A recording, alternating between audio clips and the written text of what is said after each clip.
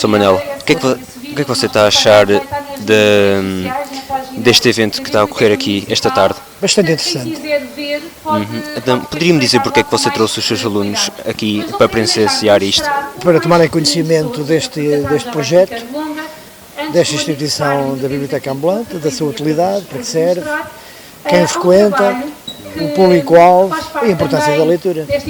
Estou com o Jorge Serafim e queria saber o seu conselho, que conselho é que você dá para cativar os jovens de hoje em dia a ler mais, a cativarem-se mais nos livros? Olha, mais do que os livros na leitura, né? Porque tu podes ter internet, redes sociais e há coisas interessantes. Nós também não devemos ser tão fundamentalistas. Às vezes os nossos pais, os professores acham que a culpa agora não se vê por causa da internet. Isso também é uma mentira, porque quando apareceu a televisão, os hábitos das pessoas mudaram. E cada vez que há uma invenção tecnológica, a verdade é que os nossos hábitos mudam. Se tu pensares na tua casa, há 60 anos não havia secadores, máquinas de lavar roupa, máquinas de secar, e quando isso começou a aparecer, mudou a tua forma de viver dentro do próprio espaço. Portanto, a internet também é ela. Agora, é também saber procurar as coisas interessantes. Acho que nós temos que, para cativar, mostrar que os livros, que o mundo da leitura é um mundo acessível e que fala de ti. Agora, há autores e autoras. Se tu pensares, porque é que, por exemplo, a escola, olha, há um compositor brasileiro contemporâneo do hip-hop que eu gosto muito, principalmente os primeiros discos, chama-se Gabriel o Pensador. Tu leres as letras dele, e é um homem do hip-hop. Hoje o hip-hop tem muito aquela coisa, dama, tem cuidado na casa da cama, rima barata. Mas pode-se escrever a rimar como sempre se fez. Mas isto é uma característica inata das línguas. Falando de coisas sérias. O Gabriel o Pensador tem uma música muito bonita sobre alguém que teve um acidente de automóvel que conduzia alcoolizado. E a letra que ele escreveu é um hino. Ou seja, tu hoje também, a língua está sempre em movimento. E cabe também a nós todos não a pôr de par que os alunos, não gosto de ler. Há milhões de livros, como é que a gente vai dizer que não lê? Há milhões em todo o mundo, não são todos iguais. E também se sabe, também é importante a quem incentiva a leitura, seja à escola, seja em casa, porque os hábitos de leitura começam em casa, nunca começam na escola. Quando só começam na escola é mau, é sinal que em casa nunca houve incentivo.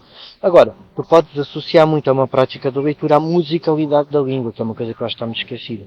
Eu conto histórias, conto contos tradicionais. Eu sei que há contos, se for contar um miúdo de 14 anos, a história da Corachinha eu já acho infantil. Mas dentro do repertório tradicional, há contos que falam daquilo que tu és aos 14 anos, aos 17, aos 18. Conta as histórias ao princípio da humanidade. Te explica o teu mundo interior e exterior. Olha, contos onde a personagem, a morte, cativa logo muito a malta adolescente e pré-adolescente, e tu percebes que a morte é um conceito, se calhar, ela é o sentido da vida, por isso tens que aproveitar melhor a vida. Ou seja, simbolicamente há uma série de coisas que tu podes pegar, tens que aprender a falar com as pessoas, porque a gente também não pode estar sempre a castigar os jovens de hoje, tal como castigaram a mim, ninguém gosta de ler. Olha, eu adoro essa de Queiroz, é o meu escritor de todos os tempos. Na escola odiei-o, e descobri-o depois de sair da escola. E li a obra completa, li os Maias 3 vezes e já está muito bom. Que é incrível. Hoje, quando falas de Portugal, por exemplo, para tu perceberes o poder da leitura, quando a gente fala das dificuldades de Portugal, da corrupção, neste caso agora da Igreja, o Essa de Queiroz já escreveu isto há 150 anos. Portugal não mudou tanto, podemos ter. Isso é que é importante. A gente com a tecnologia muda os nossos hábitos. Mas não, olha que não mudamos assim tanto quanto isso. Continua a haver a questão da concentração da riqueza nuns, a moralidade pregada por uns que depois não é praticada lá no mundo deles, mas para os outros. Ou seja, a leitura ajuda-te a repensar o mundo e o teu papel no mundo. E há aqui uma coisa muito importante. Se tu falas com aquelas pessoas que são mais conceituosas, racistas, são as pessoas que menos leem. Conceituosos, extremistas, vivem de ideias feitas. E onde é que eles assentam o suposto conhecimento deles? É nada, porque são ignorantes. Não questionam. E a leitura tem esse problema para muita gente. É que quando começas a ler um poema, começa-te a fazer repensar, espera lá que isto não é bem assim. E tu descobres, através do conhecimento, que o mundo é feito de todos. Tu descobres que a língua portuguesa tem muitas palavras, vêm dos índios, vêm da África, vêm da Índia. Portanto, que nós trouxemos na altura dos descobrimentos, mas também levamos. Por exemplo, uma história muito engraçada é que a palavra piaçaba, que é a escova que a gente usa para limpar as sanitas, piaçaba é uma palavra dos índios tupi, e aquilo designa uma liana, uma espécie de era. sabe? E então aquilo veio e foi adaptado para isto. A palavra vem daí. Mas tu, se procurares conhecer as origens da tua língua, o que é a tua língua maravilhosa, que é muito bonita a nossa língua, tu descobres que ela é uma geografia, é feita do mundo. Isto é que é a maior riqueza. Quando nós não lemos, centramos, somos preconceituosos, é porque um é metálico, é porque o outro tem uma orientação sexual diferente. Não é nada diferente, é dele. Porque é que tem que ser diferente? É dele. E já sempre este estigma nasceu. Até logo, como abordamos os temas, é tem uma orientação sexual diferente. Não tem nada, é dele, é da vida dele, só ele pertence, o que é que a gente tem a ver com isso? Ou porque um é vanguardista, ou porque outro é gótico, ou porque outro é não sei o quê, porque um é muito tímido e não fala com ninguém. Portanto, nós temos, o ser humano é um ser humano muito territorial, gosta sempre de se impor ao outro. A leitura desconstrói-nos. Há pouco tempo saiu um teste da ADN, há pessoas de extrema direita. Então isso até está na internet. A internet tem esse valor, também tem coisas muito úteis. Agora aqueles vídeos de um gajo a pôr uma torneira a pingar para um balde e tem 200 mil visualizações e o gajo acha que é artista. Agora, há um vídeo sobre testes de ADN que fizeram e entrevistaram pessoas mesmo de extrema direita que acreditam na raça pura e foram descobrir que eles descendem de negros. Aquilo foi uma ofensa para os gajos. Mas está lá, o código genético é esse. Os seres humanos andam de um lado para o outro. Quando andam de um lado para o outro, misturam-se. Isto é a maior característica de todas. E a leitura, se tu quiseres, para perceber o outro, ler não é só descodificar uma frase. Teres tempo para ouvir o outro, para perceber o outro. É uma leitura do mundo, não é? O problema é que estamos numa sociedade de imagem. Tudo o que te entra pelos olhos é que é verdade absoluta. E não é. Não é. E aprendi isto, sabes como? Quando comecei a fazer depois na parte do stand-up comedy, foi um professor de Ciências de Natureza que me ensinou isto. E eu fiz um sketch sobre o mundo da publicidade quando andei no 8º ano com o teu professor. Na altura, havia um recorde na televisão sobre um sumo de laranja que era a Laranjina C, que era uma garrafa muito gordinha. E ainda hoje a publicidade é a mesma que fores aos sumos do Pingo Doce, que é sumo de laranja, Pingo Doce, com vitamina C. Ora, um homem das ciências da natureza da biologia, se tem laranja tem que ter vitamina, certo? Portanto, eles fazem crer na tua cabeça que eles é que inventaram quase as vitaminas, quando é uma característica do próprio produto, está na natureza do produto. Isto chama-se redundância. Tu quiseres aprender, desconstróis a forma como és enganado. A publicidade não é que é que as pessoas pensam, que é que as pessoas consumam. Consumir, consumir, consumir. E eu, quando comecei a fazer stand-up, fui buscar esta frase daquele homem que era lá e desde aí, cada vez que vou ao hipermercado, leio a publicidade toda. E vejo ou como tu compras um frango, dizem, tem um autoconto que diz, frango do campo, Pingo Doce, criado ao ar livre. Se o frango é do campo, tem que ser criado ao ar livre, certo? Não. É uma mentira. Não é uma mentira. Estão a querer inventar qualquer coisa. E os meus sketches é sobre, quando eu vou principalmente aos secundários, é desconstruir o mundo da publicidade para levar ao mundo da palavra. Só as palavras é que te ensinam, é que dão força para nasceres uma Maria vai com as outras. Não é tudo igual. Ok. Como você mencionou há bocado, você mencionou sobre a literatura na internet e como os jovens podiam ler através da internet.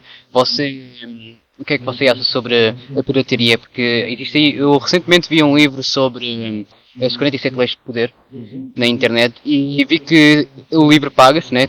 Custa 47 euros, se não estou em erro. Mas encontrei na internet de graça. O que é que você acredita sobre isso? O problema disso, sabes o que é que é? O mundo hoje está... A internet acelerou um processo complicado, que é a autoria das coisas. Tu tens gente, por exemplo, fragmentas, tu tiras Fernando Pessoa. Se tu quiseres passar uma ideia até extremista, tu pegas só um verso do poema, tira-o do contexto, aquela frase é impactante, e induz as pessoas a um erro. É um problema grave e não se sabe como é que se vai controlar. A gravidade grande da internet é que é quase impossível controlar aqui. Ela responde... quem consegue, a manipulação da informação é mais acelerada, mais fragmentada e serve mais os propósitos de quem a quer usar. Os autores é complicadíssimo. Um autor de um livro, um autor de uma canção. Hoje há escândalos de grandes gajos, autocompositores, têm músicas que passam no Spotify, não sei o quê, das grandes multinacionais, a Virgin Records, e eles não recebem um chavo, e estamos a falar de milhões. Que é muito difícil tu, por exemplo, eu tive a experiência da televisão. Quando tu vais à televisão, tu assinas um papel que cedes os direitos conexos. O que é o direito conexo? Tu vais à televisão, levas o teu texto. O direito conexo é, tu cedes, senão não vais lá, que é os direitos de repetição. Há coisas que passam dos anos, eu tinha idade de 18 anos e eu não ganhei mais nada sobre isso. Se tu não cederes os direitos, chama-se direitos conexos, então já não vens cá. E então, eles reproduzem, continuam a ter audiências, as audiências é que justificam a publicidade e eles ganham dinheiro. Os artistas, quem vai para ir tem que ceder isso. A internet já nem te pedem isso sequer, nem ensinas nada, aquilo passo a passo como é que tu controlas isto, vais processar quem? Acaba a ser um mundo virtual e quase invisível, tu não sabes. É os direitos de autor, é a devassa da vida privada, qualquer pessoa. Primeiro que porque tu sabes perfeitamente, daí volta à questão da leitura. É que tu podes lançar uma fake news, uma mentira, e depois podes tirá-la, mas tu sabes que entende o primeiro impacto, dificilmente revertes aquilo. Sabe que como a leitura cada vez é mais fragmentada, consomes o imediato, as pessoas sabem. O primeiro impacto. Depois podes fazer um desmentido, mas a primeira notícia é que se espalha mais. E isto é o que é um problema claro. Daí porquê? Cidadãos bem formados têm que ler para exercer a sua cidadania. Isso não é muito difícil. Não. Tu tens namorados a pôr coisas na net, a devassar a vida privada, por muito que sejam multados, é que já circulou. Vítima dessa exposição da sua intimidade, já não se livra daquilo mesmo, ganha uma grande indenização. Mas já ela sabe que muita gente vasculhou, que viu o seu corpo, viu. Isto é uma devassa incrível. E é difícil de controlar isto. Portanto, eu penso, eu tenho uma opinião muito negativa sobre isso. E acho que cabe aos cidadãos e cá está o poder de estarem bem informados para não aderirem, embarcarem nestas coisas. Okay?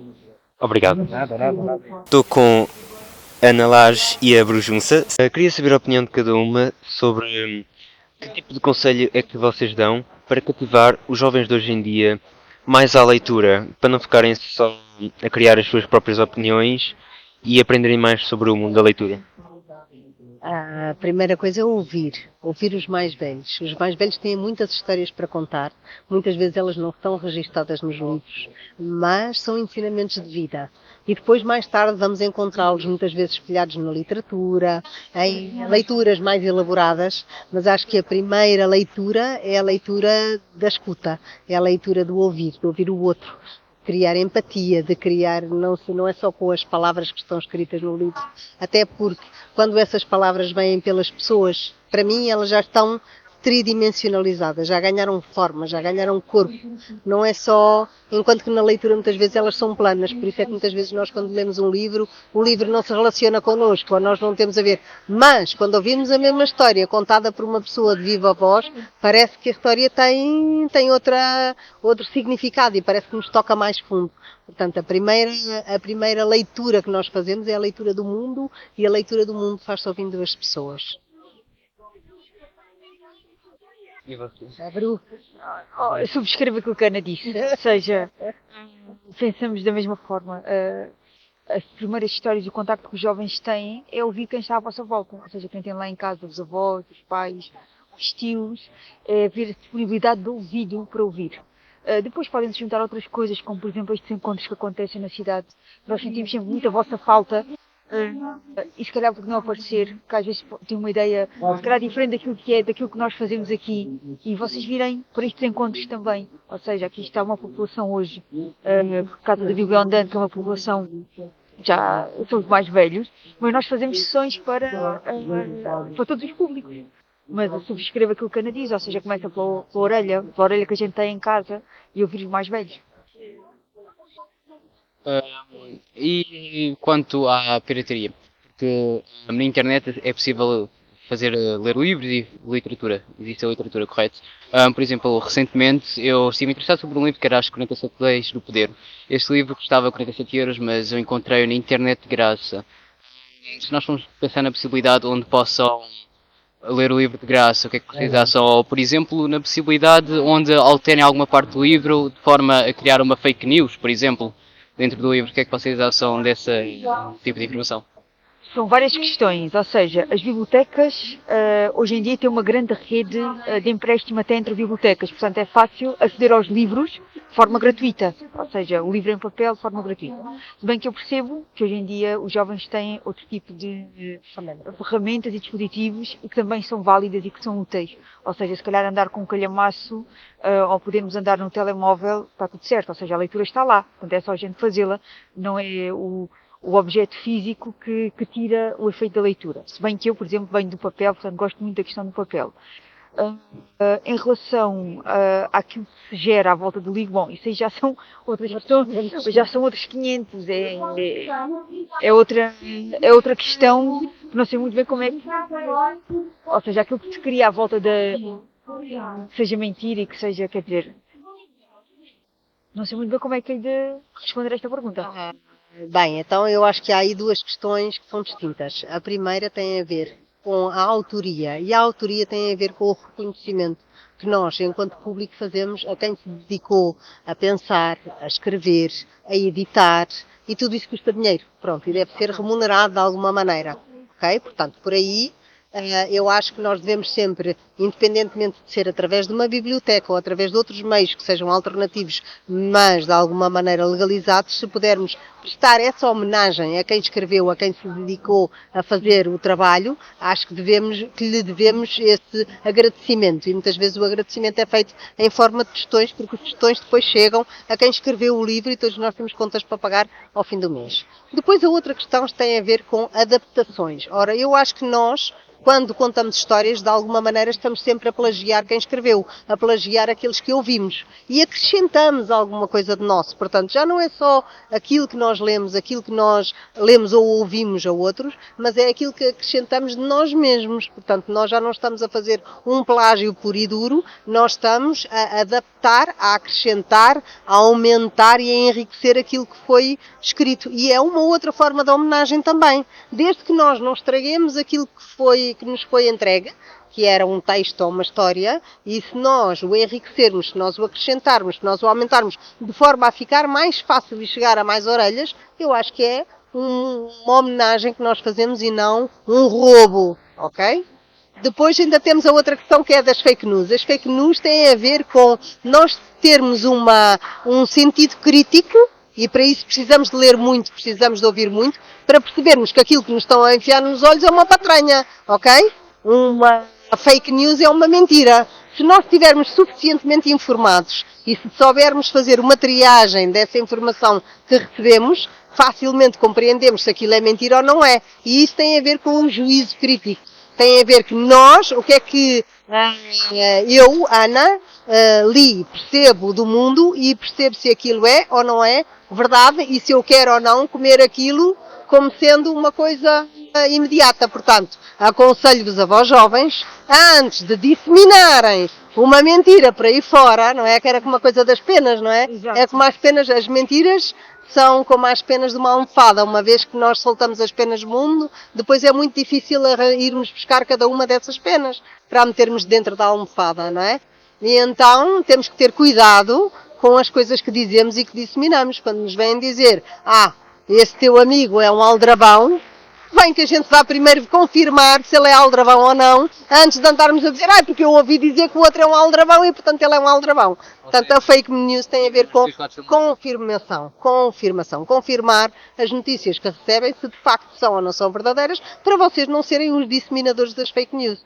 Portanto, é dar tempo de antena a quem a merece e não a quem não a merece. Mas ainda em relação à questão do empréstimo, ou seja, estava a falar da questão do custo dos livros. É verdade, os livros são bastante caros. Mas só reforçar que nas bibliotecas, por exemplo, se fores à biblioteca da Sertém e um livro não estiver disponível, será noutra biblioteca e podes vir ter aqui e ter à tua casa à mesma. Transportam os empréstimos entre bibliotecas. Portanto, nós em Portugal temos algumas bibliotecas que são de depósito legal, ou seja, tudo o que é editado vai para essas bibliotecas. Há algumas, e estas bibliotecas podem pedir a essas bibliotecas ou outras que emprestem, portanto... Mesmo para estudar e tudo? Mesmo para estudar. O que faz falta nos espaços é que vocês também vão dizer o que é que gostam de ouvir, o que é que gostam, o que é que querem ler, para quem está do outro lado também saber o que é que vos oferecer. Sim, de facto é interessante. E quanto aos direitos de autor, por exemplo, no caso da internet ou até quando vão a entrevistas na televisão, como é que vocês tratam dos direitos de autor para os direitos serem todos reservados a vocês?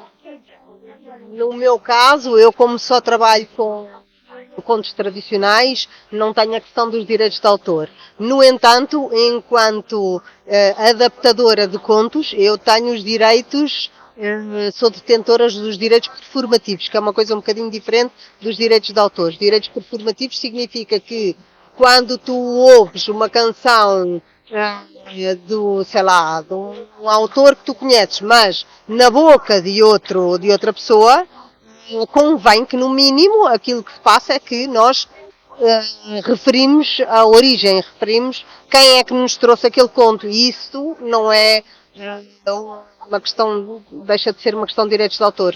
Eu sou sempre detentora da minha performance e da adaptação e da criação que eu faço naquele momento, que é efêmero, porque nós somos contadoras de histórias e o conto passa-se naquele momento. Não fica registado em lado nenhum, a não ser nos ouvidos e no coração de quem escuta. Mais do que isto. Agora, que eu acho que os direitos de autor é uma questão complexa, tem muitos pontos de vista, tem muitos lados e é como muitos fios. É como um mundo que, se vocês só olharem de um lado, não veem o outro lado do mundo, não é? Portanto, convém que vão vendo e vão sabendo e vão ouvindo as várias versões, porque uma história nunca se faz só de uma versão, faz-se muitas. Faz-se de muitos olhares, faz-se de muitas experiências e, portanto, convém sempre ir ouvindo um lado, mas ir sabendo o que é que o outro lado tem também para dizer. Obrigado. Obrigado pelo seu tempo. Pelo vosso tempo, obrigado.